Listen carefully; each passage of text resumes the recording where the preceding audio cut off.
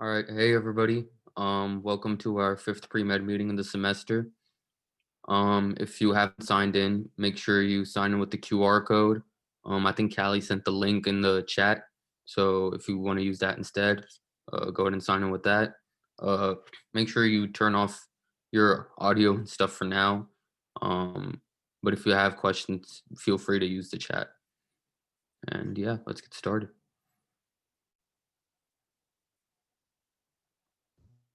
All right, so we have a bunch of more service opportunities. The Board Game Project is a nonprofit organization that addresses poverty.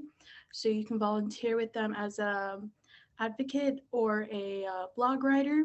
Volunteer with RAIN, which supports sexual assault survivors through a hotline. Learning Ally is an organization that produces audiobooks for textbooks or any literature books to support students with learning difficulties. So you can volunteer with them. Idealist is a database full of volunteer tasks. It just gives you a whole list so you can just look and find whatever you're interested in.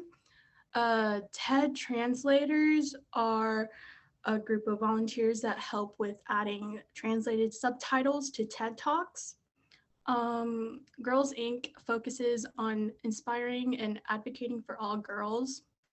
And I'm Alive is a nonprofit organization that focuses on providing support for individuals with mental health issues. All right, so it's time to go ahead and welcome our guest speakers. We have Maureen Collins and Sharon Coward with us today from Duke University School of Medicine. They're going to discuss with us the School of Medicine, their Biomedical Master's Program, and some summer programs, I believe. So y'all can go ahead and introduce yourselves and welcome. Thank you for joining us. Thank you for having us. There are a couple of things we can do while we're here today. We're going to speak about the Duke University Master Biomedical Sciences program. MBS is an 11-month non-thesis degree, and we'll talk about that in some length. We have, for the past almost 20 years, had a summer program for pre-health students called the Summer Biomedical Sciences Institute. We were suspended last year because of COVID, and I'm not sure that we'll be online for summer 21. We'll say a few words about that, and when we have definite information about what Duke is doing for programs, we'll either come back or send information to you, Ryan, for you to distribute. So thank you for this invitation. And we'll also share information about the Summer Research Opportunities Program, which is a program for students who are interested in biomedical research, either in the PhD or in the MD PhD or DO PhD or MPH PhD. So there are a number of ways you can be eligible for participating in that program. So thank you for this invitation. Ms. Coward, are you on? Maybe not yet. Okay. I'm here. Okay, great. Thank you. So if you'll let me share my screen, Ryan. Yes, ma'am. Go ahead. Thank you. So let me do a couple things and get ready for that.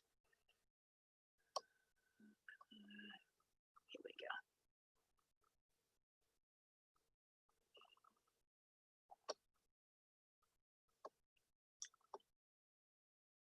Okay, got it.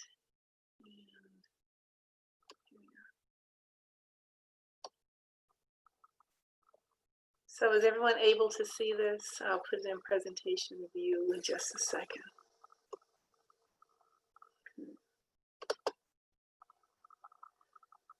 Okay, can everyone see that okay? Thanks. So the Master Biomedical Sciences program is one type of post-baccalaureate program that those of you who are not ready to go directly from college into the health professions might consider. We enrolled this year our 6th class of MBS students. So we're a relatively new program, but we're one that has enjoyed a high degree of success if you measure the success of our students at getting into the health professions schools of their choices. So let's say a few words about post-baccalaureate programs. So you are being prepared for a host of possibilities in your college career. And you have lots of choices for how you get from college into the health professions school of your desire. 63% of pre-health students will take a year between college graduation and medical school. 51% will pursue a career. 37% will work to improve finances. 12% will go into international work. 46% research. 20% will help their families, and 37, almost 14% will do other things. These are next steps that students may take. And we're all in the midst of this COVID environment, and that can impact our choices, and it can also provide some opportunities for us.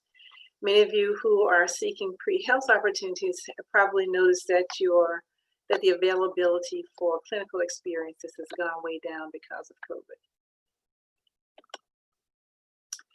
So, of all these programs that we're discussing, the post-baccalaureate programs, they differ widely. And they vary in length from 1 to 3 years. Some are actually graduate school work and some are not. Some offer degrees, some offer certificates. Some are physician-centric, and there's some that take into consideration the other health professions. Some are affiliated with admissions into a health profession school, and some aren't. Some target certain populations of students. And some are pre-assembled. We're a pre-assembled one. We have a fixed curriculum. Then others let you do it yourself. Pick and choose the things that you need to get you ready for what comes next. And this link I hope you're all familiar with on the AAMC site. So there's a list at the AAMC, the Association of American Medical Colleges, and it has a list of all the post-baccalaureate programs, and it's a dynamic site that will let you go through those and choose the ones you want. I'll pop this link into the chat for you. So if any of you need that, we'll get that to you. So MBS, Master of Biomedical Sciences program at Duke University School of Medicine. Our mission is to educate and mentor a diverse group of individuals in an interprofessional and collaborative environment for success and lifelong learning and professionally fulfilling careers. So we feature academic preparation, and this is a graduate level coursework, let me say, patient-oriented learning, advising, professional development, and in an interprofessional environment. Our faculty are from a variety of disciplines, including nursing, nutrition, PA, PT, public health, so and osteopathic medicine as well as allopathic medicine. And here's a quick look at the thumbnails of the professionals on our staff, and you can see that they're from across the disciplines. We have basic science represented, statistics, as well as the other professions that I have mentioned, neuroscience. And you will not recognize me in the second picture there. I won't tell you how very old that photograph is. Here are the snapshots of our past classes. We have graduated 5 classes, and the folks in the Zoom link are our 6th class of students who we have to meet via Zoom in the current environment. A brief glance at our curriculum. We teach graduate level courses, so you need to come to us with having completed the pre-health requirements for the schools that you hope to enter after our program. So minimally, you should come to us with the biochemistry course. So we teach human structure, which is anatomy with cadaveric dissection, cellular sciences, organ systems. Everyone participates in an enhanced emergency medical technician B program, and there are EMT clinicals associated with those. There's a course called Essentials of Healthcare Practice and Professional Development. We shorten it to Essentials, which is a course that's very similar to a practice course in the School of Medicine, where you learn the art of medicine, communication skills, doctor-patient relationship, and it's also a deep dive into who you are and what you bring to the practice of medicine. We have HPPD is the longitudinal course that goes for the entire year. We teach a medical statistics course and a course called Evidence-Based Clinical Practice, which is almost a half-year-long course. And then there's a course on health systems. You will have an opportunity for 4 selective courses and 4 selective credits, and our selectives are in research, clinical practice, community engagement, very limited because of COVID in this environment. And there are 2 skill courses that you have the opportunity for. One is a deep dive into the application process into the health profession schools. And one is a course that is a skill builder on testing, learning, testing, learning, and strategies for being your best self in an academic environment. So our curriculum is 70% of the Duke Medical preclinical basic science curriculum. And again, it has cadaveric dissection. We feature a team-based learning curriculum. If you all haven't experienced team-based learning, our students will go to, let's talk about human structure, which is our anatomy lab. They're together in the cadaver lab and for lectures, and then they continue their learning in small groups and teams. In our other courses, we use the flipped classroom modality. Our students will stream lectures and then come together in teams to problem solve and learn the material from the lectures. MBS is a great opportunity to learn about yourself as well as to, to improve your team skills. So we feature being in our School of Medicine, advising and mentoring, and a learning strategist who is on staff with us. And we provide support for the postbac year, meaning that there are career opportunities for a gap year after MBS. We do encourage students to take a second gap year after us before taking the MCAT and matriculating into a health professions school. So here's some of our requirements. You will have to have graduated from an accredited four-year college or university with a GPA, an overall GPA of 3.2. You do not need to take a standardized test for us. You need not come with an MCAT, GRE, DAT, PCAT, or any other score before matriculating into our program. You should have the requirements for your medical school or health profession schools application. This is a program that's useful for folks who aspire to the health careers, who are open to exploring biomedical and health careers, who seek a biomedical healthcare focus in related careers such as teaching, law, business, journalism, policy, or research. So what you learn in MBS has broad application across the disciplines.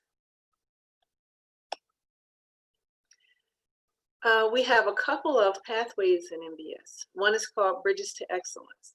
This is a program for North Carolina or South Carolina residents, and ideally for students who are currently enrolled in North or South Carolina universities.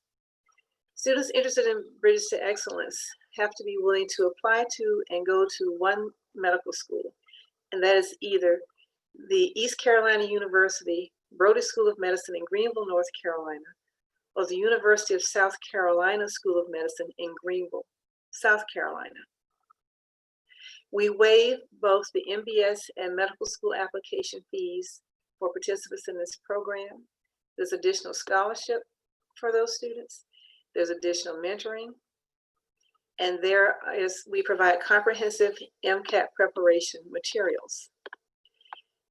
And the program provides an opportunity to earn a conditional acceptance to the 2 medical schools in Greenville, North and South Carolina. So we're in our first year of Bridges to Excellence, and we have 4 scholars in that program. We also have a program that is for students who aspire to the PhD, the MD PhD, or DO PhD. Again, it's for students who are interested in PhD in the biomedical sciences. You have selective opportunities in basic science research through our program, and 1 to 2 years of funding after MBS to continue your research, thus strengthening your application to an MD, PhD, or DO PhD program. There's specialized mentorship and advisement for a biomedical science career and support for the application. We are excited to announce that we will have a track for students interested in nutrition in the registered dietitian program. So when that track comes on board, what has happened in nutrition is that the students who are interested in degrees in nutrition now have to have a master's degree. And so we've created a path through MBS into the next step, again with specialized selectives and advising for students in that program. So that will come on board in 2 years. So we feature an online application. And you can go to, I don't see the site, I thought it maybe it's on the next page. The application features short essays. Our applicants next year will take the CASPER situational judgment test. We require 2 letters of recommendation, your transcript, and for the purposes of the application, you can submit your unofficial transcript, the one you can access through your school site, and an application fee. So here are our dates. Our application opens November 16th. We have 2 dates. We have a priority review date deadline, and that is January 8th. Applications that are received by January 8th will receive a decision by February 12th. We have a regular review deadline of February 12th, and we will roll admissions decisions beginning March 6th through April 9th to fill our class.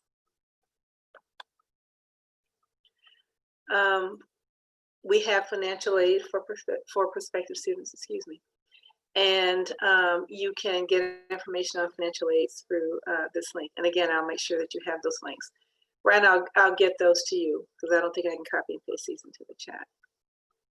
So let me see.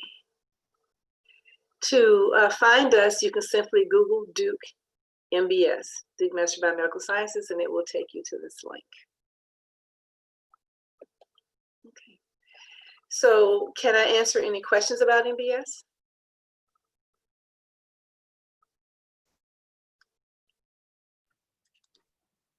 Hi, I had a question about MBS.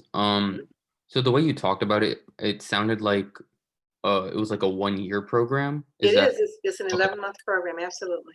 Okay, got you. I just wanted to clarify that. And for the financial aid, Yeah. how much financial aid do you guys normally give? Is it like undergrad level or like med school level? That's Like, an you know what I excellent mean, question right? because I know all of you are thinking about what it costs to go to medical school, and med school level financial aid does not excite anyone. Yeah, exactly. So the first thing to know is that our degree is priced lower than any master's degree at Duke. So everyone has that advantage or that scholarship from the beginning. We also have money that we set aside for merit awards. That's available to MBS matriculants. And you're also eligible to apply with the FAFSA for financial aid through our financial aid office. So you can get good support for coming to MBS. I don't know anyone's situation, so there's no way for me to guess and tell you what your likely award might be. Right. But yes, there is financial assistance. But I think it's important to know when you're looking at MBS versus other programs, you actually start off with an award if you matriculate into our program.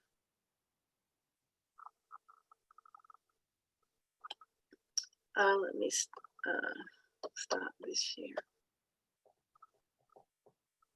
Can I answer other questions for anyone about the program?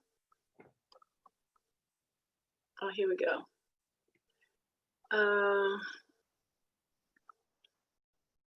I see. Oh, Dr. Andelsek is on the call, and she reminds us that the tuition has been frozen so that next year's tuition will remain the same as this year's tuition. There won't be a hike in tuition.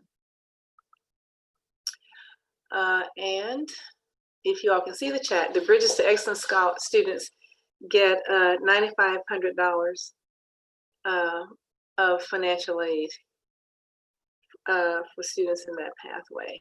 And let's see. Okay, here we are. Will the next academic year for the program be mostly virtual? You know, we have been playing this day by day almost. We are hopeful that the next academic year will be in person, but like everyone else, it will all depend on how North Carolina is managing COVID. If we're fortunate enough to be in a situation where there is a vaccine or where our numbers are really low, we will, you know, act accordingly. This year, our students are taking courses virtually, but had in-person dissection. So they were in full PPE. They were divided up into 2 shifts, and they still had the advantages of working in our anatomy lab. So if we're not able to have full in-person courses, we will hopefully be able to do the same thing for the students in anatomy. Let's see. Oh, thank you. Dr. Andelsek also notes that we had in-person EMT sessions as well.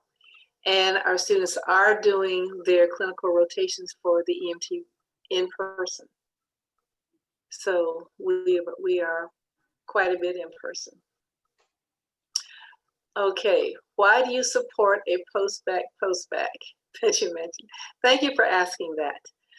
So we think that students do best if they come to our program and then take a second year off. So have 2 gap years if you're coming right out of college.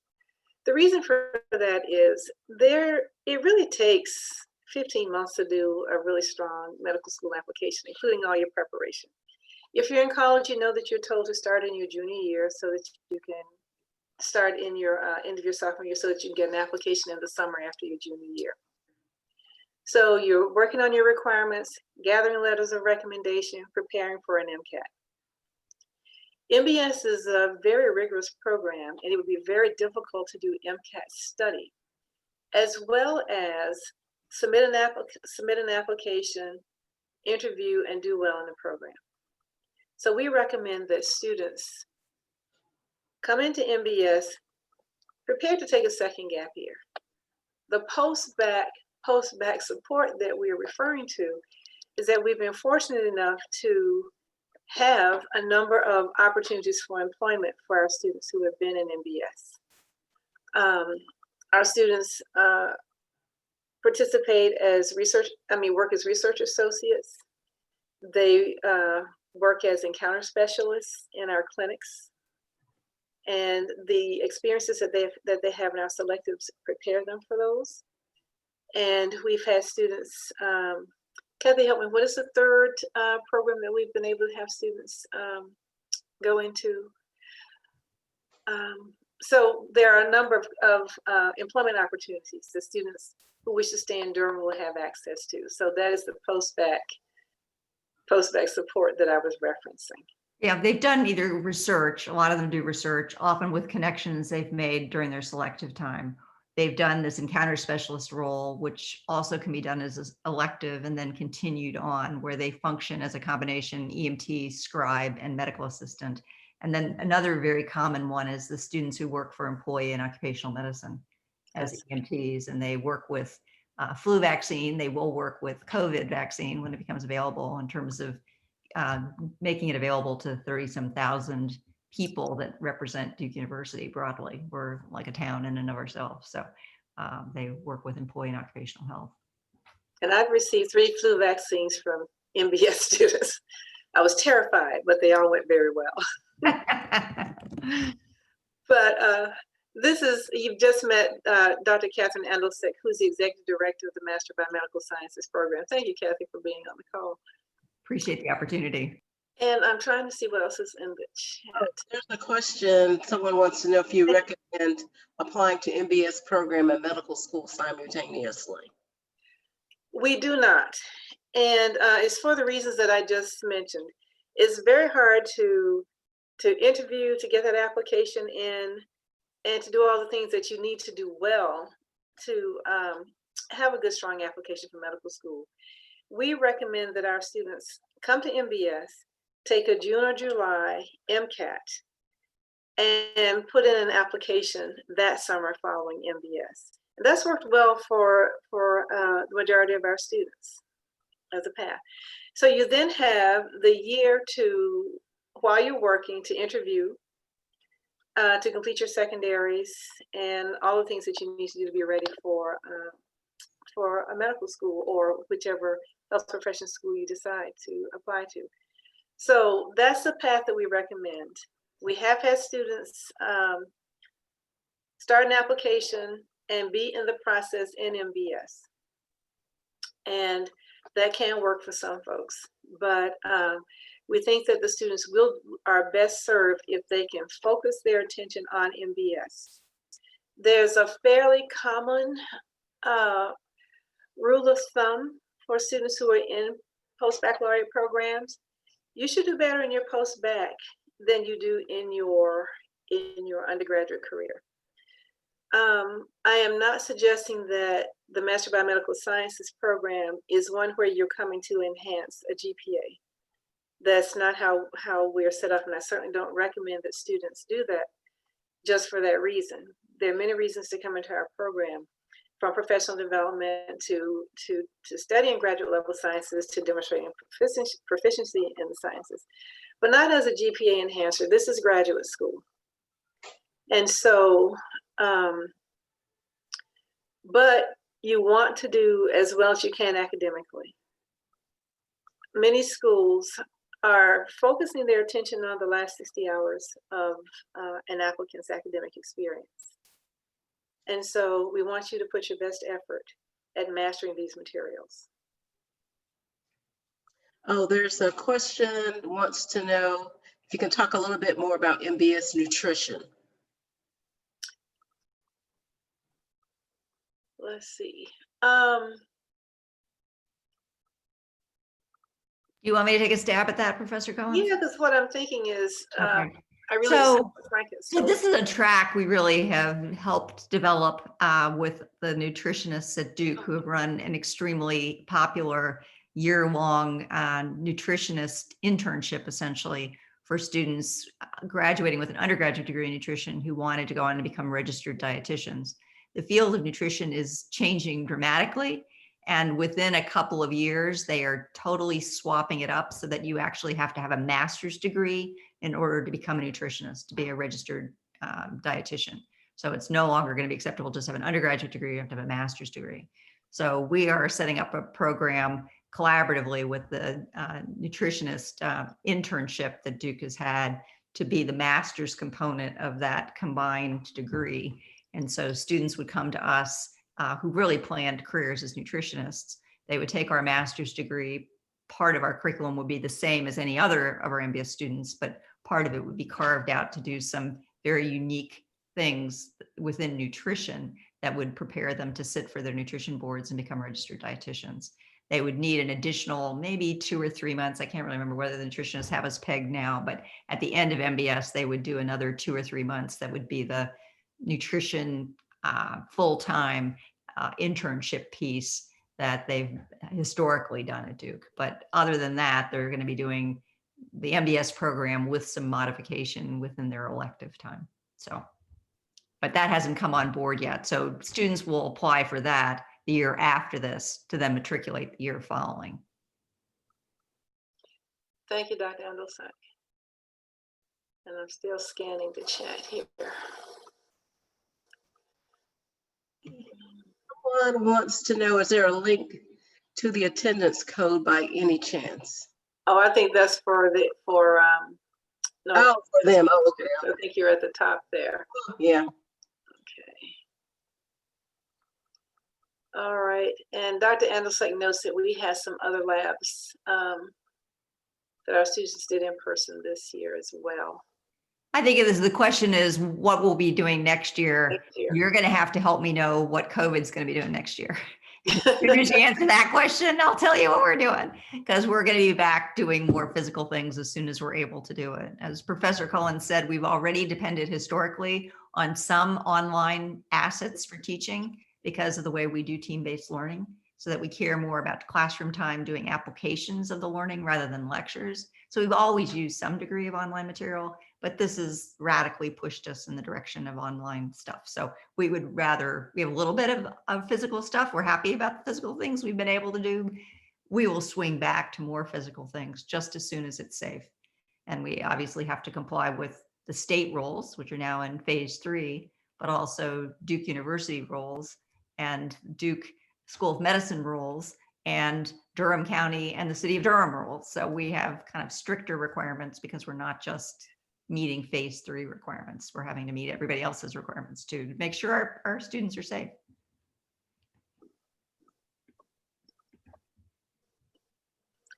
Anything else on your minds about MBS? Or post-bac programs in general, or Yeah. plans after school. You know, it's like, And we all do tons of pre-health, pre-med advising. So if you have questions in that vein as well. I'm also happy to answer questions about Duke University School of Medicine. And we have a program that many of you may be interested in called the Summer Research Opportunities Program, which is a 10 to 12 week program for those of you who are interested in the PhD or MD PhD. That is co-sponsored by the Graduate School and Duke University School of Medicine. So if you're interested in that program, let me just refer you to a link. And you can, and it's also something else you can Google. You can put in Duke SROP, Summer Research Opportunities Program, and you'll go right to their site. And they may be able to tell you what they're doing for next summer.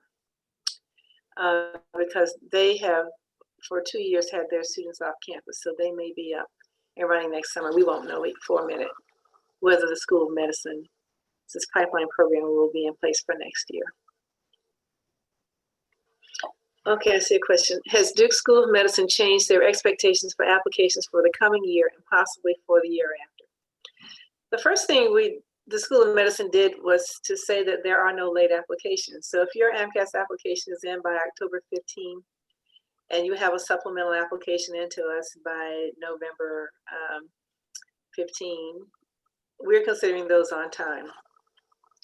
We are following the AAMC's guidelines, and that is to recognize that students had to make decisions about how they were being graded in this environment. So we're looking at transcripts now that have S's and U's or P's and F's versus the letter grades that we have been accustomed to.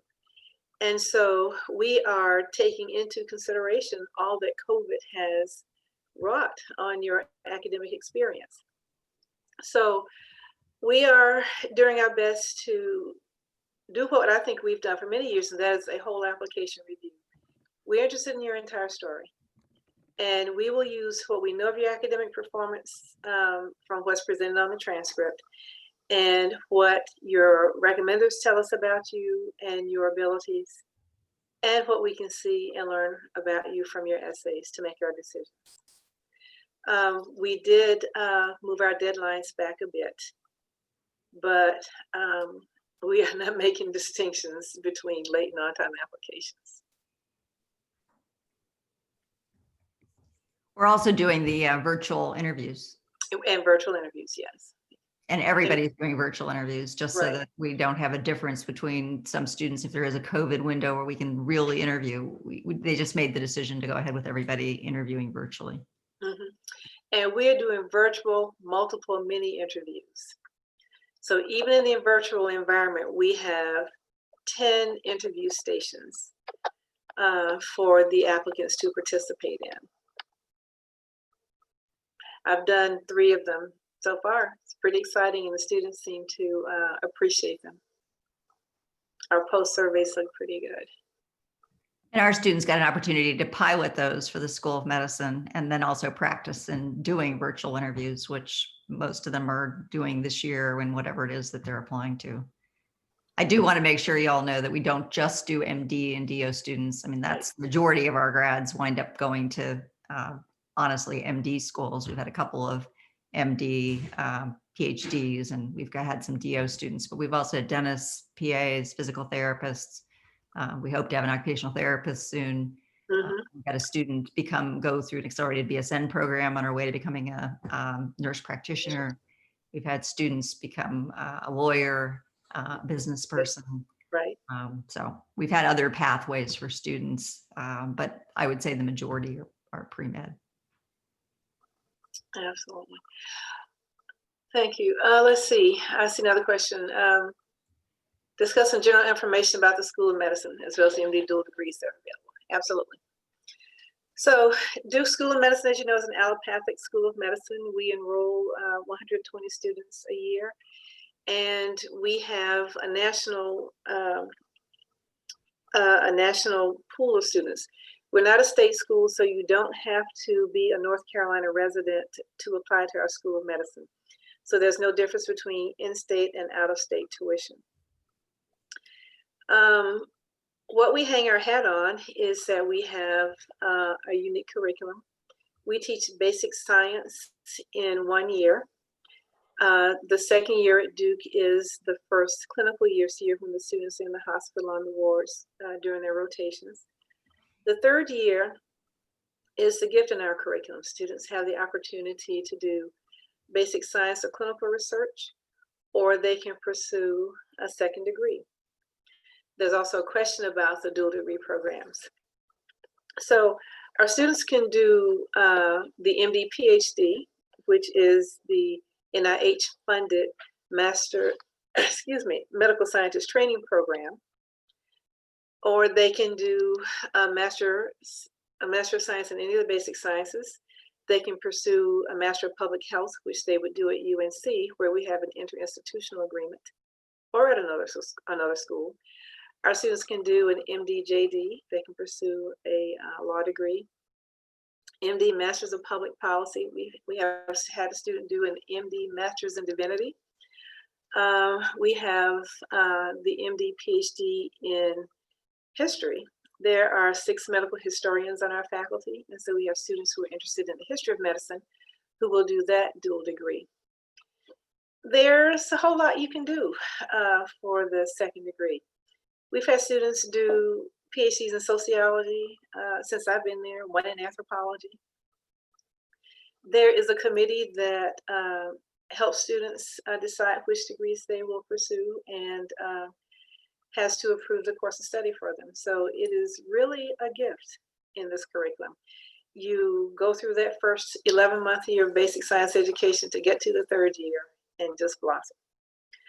The fourth year is like everyone else's fourth year. It's a year of elective rotations. And it is a year that prepares you to go into your internship and residency. So the thing to know about us and the thing that people most talk about at Duke is this curriculum. When I'm talking with students about the curriculum, I remind them, because I believe in truth in recruiting, that it is a year-round curriculum. You will not have any summers off. Your winter break will not be 4 to 6 weeks long, unfortunately. But it is a curriculum that is designed to move you through to be your best self and to best prepare you for what comes after medical school. So that's sort of a thumbnail overview of our curriculum. Are there specific questions that I can answer?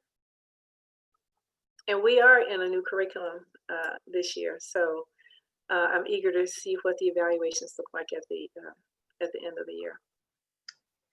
There's a question here that wants to know if we've had successful MD, MBA students. From MBS? Oh, MD, MBA. Absolutely. We have quite a number of students in our School of Medicine decide to do an MBA. And we have students go into the MBA program every year.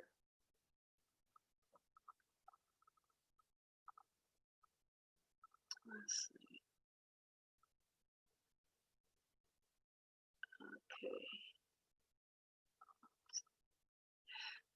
I'm going to read a note from the chat that Dr. Andelsack popped in.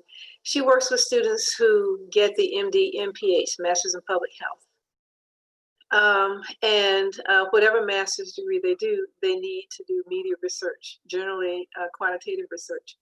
And I should note that students can often craft a thesis that satisfies the degree requirement as well as the School of Medicine's requirement. The students who can never make that work are the law students. The law school doesn't have a capstone program that lends itself to the kind of research experience that the School of Medicine is looking for. So the students in the law school always have to figure out what their research project will be and get that done in order to graduate. Let's see. Dr. Andelsack knows that we have had 2 Master of Biomedical Science grads do the MD MPH program and 2 do the MD MBA program. And 1 is in an MD PhD program, and 1 in an MD MPP program, and 1 in an MD JD program.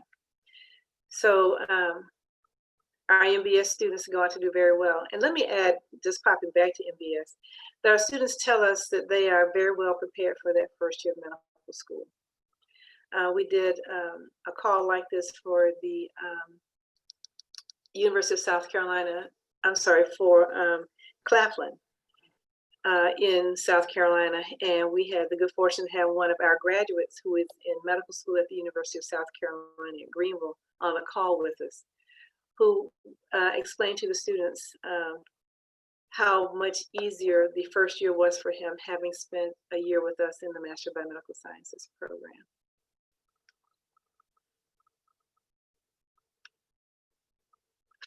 Other questions or concerns? Anything about medicine or medical school in general? Okay, here's one that just popped in. I know that you mentioned the MMI interviews format. We haven't had many speakers discuss the interview process for medical school in general, nor the MMI interview format itself. I am happy to talk about the MMI. So let's just talk about interviewing for medical schools in general. Medical schools use a couple of modalities. They do individual interviews where the applicant is meeting an interviewer. The majority of schools do 2, some do as many as 4. You will meet an interviewer 1 at a time. Some schools, a few still do panel interviews where you'll meet 2 or more people who will ask you questions. And then there is the multiple mini interview. The multiple mini interview is a series of interviews that provide for you situations that you respond to. These situations do not take under consideration your academic experiences in your undergraduate. They're looking at how well you take information and assimilate it. They are taking a look at your ethical core, your value set. They are looking at how you respond to various situations and how quickly you can do that. Now, I don't mean to suggest that this is a race of any kind, but it's how well you take in information, integrate it, and then can comment. So the multiple minute interview came from McMaster's University in Canada, and reasoned that one of the things that was happening in interviews was that students were subjected to interviewer bias. And the MMI is one way of lowering interviewer bias. If you do a whole MMI, or if the school, the entire process that McMaster sets out, you will do 10-minute interviews. And you will spend 2 minutes reviewing and preparing an answer for a question. You will spend 8 minutes with an interviewer, describing your thoughts on whatever the situation was that you were presented with. There are team stations where you will work with another applicant on a team problem. You will give instructions, you will receive instructions. Some schools have incorporated a short traditional interview, meaning you will enter a space with an interviewer and he or she can ask you whatever he or she chooses, much as happens in a traditional interview. So at Duke, we do 10-minute stations that incorporate the team station, traditional interview, and situations that you will have 2 minutes to read and then have an 8-minute experience with a rater or an interviewer. These are scored using a Z-score. So you're scored against the people who interview on the same day that you interview.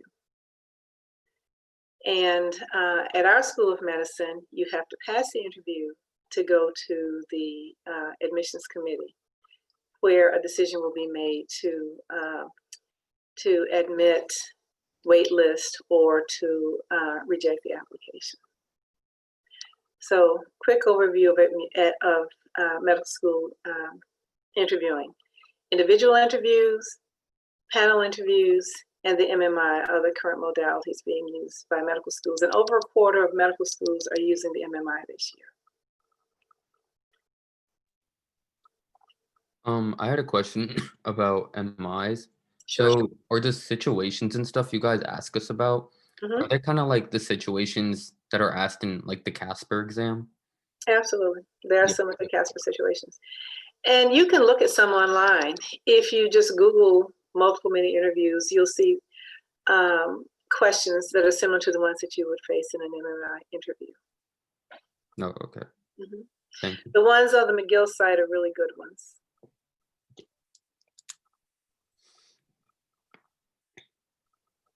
Oh, and Dr. Andersek has put a link in the chat with a resource for understanding medical school interviews. So remember that the interview is an extension of the application. The interview is trying, well, I need to back up before I even tell you that story. Depending on where you are, the interviewer may or may not have seen your application. And more, they don't see your application. So I'm hopeful that you'll go to an interview, and if someone says, why are you interested in medical school, that you aren't offended, because the interviewer may not know, because he or she will not have had the opportunity to see your application. So the interviews are trying to assess your intellectual depth, whether or not you're a lifelong learner, and they're trying to assess whether or not you are an altruistic person, if you have a wide streak of humanism, if you like people and can relate to people across a range of diversities. So it's an opportunity for you to continue the story that you began in the application. And sometimes, depending on how the school preps the interviewer, it's your opportunity to tell your story. And the questions, even though they're trying to elicit characteristics, your answers to those questions will help the interviewer learn a lot about you and help make the decision about whether or not medicine is the path for you, whether or not you have given due consideration to coming into a medical profession. We don't like to so much talk about fit, but medical schools deliver information differently. Medical schools have an ethos. Being in medical school at Duke doesn't feel like being in medical school at the University of Chicago. I spent time with students from both schools, and I've listened to students at both schools talk about their experiences. So you should know what the school prides itself on, what the school states are its ethics and values, and they should align with your own. If you're interested in serving the community, if you are interested in opportunities to render service while you are in medical school in a clinic setting, and in a clinic setting where you aren't being graded, these are the things you can ask about. If you're interested in the communities that the students are able to form while they're in medical school, you can ask those questions of the students. And sometimes during an interview, I always ask students if they have a question for me when I'm doing traditional interviews. And so learn a little bit about the school. That will best prepare you for the interview that you will face when you get there, either virtually or in person. Oh, thank you. And the McGill site for the MMI questions is now in the chat as well. Thank you, Dr. Allison. Other questions or concerns?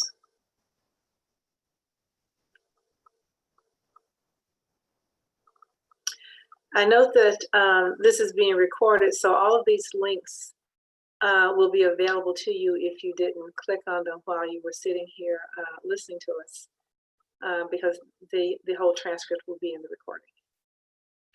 I also have those links in our meeting minutes, so those will go out in your email afterwards as well. Great, thank you.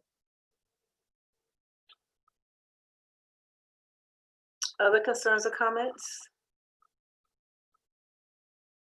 Let's see.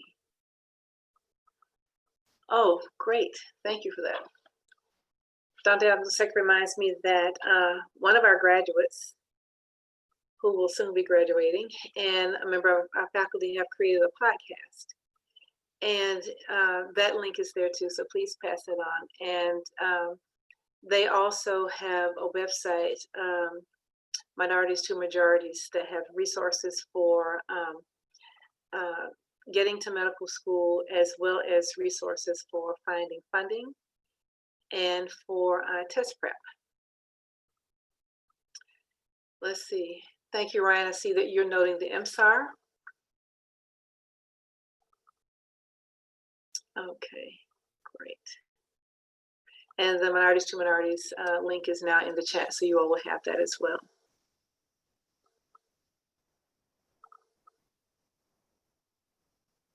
Other concerns? Ryan, does anything occur to you that we haven't discussed here? I don't believe so. Thank you very much to all three of y'all for joining us today and for answering all our questions. We covered a very wide range of topics, and I think we answered a lot of different questions that our students had about Duke and their various programs. So thank you very much for joining us today. Well, we hope you'll consider us. If you have questions that you didn't want to ask out loud or put into the chat, Ryan has my and Ms. Coward's emails. We're very happy to answer those. Just send us a note, and if you'll be good enough to put on the subject line that we met in this North Carolina State call, we'll be happy to get back to you with an answer. All right, well, thank you very much. And we will make sure to put those in our meeting minutes as well. Thank you. Dr. Anderson, do you have a parting comment? Only I appreciate Ms. Coward helping set this up. So thank you very much for doing it and getting me included. So I'm very grateful. And yeah, I think part of this is just recognizing you've got tons of options. There's no right way. So you're looking for your next best step and get input. You're lucky to have Ryan. I mean, just use your resources. So we're all here to help. Thank you all very much. We enjoyed it. All right, And good luck. thank you. Thank you. Bye-bye. All right, thank you for coming. All right, I'm gonna go ahead and pass it to Mohammed. Let me pull this presentation back up and we can go ahead and wrap up real quick. There we go.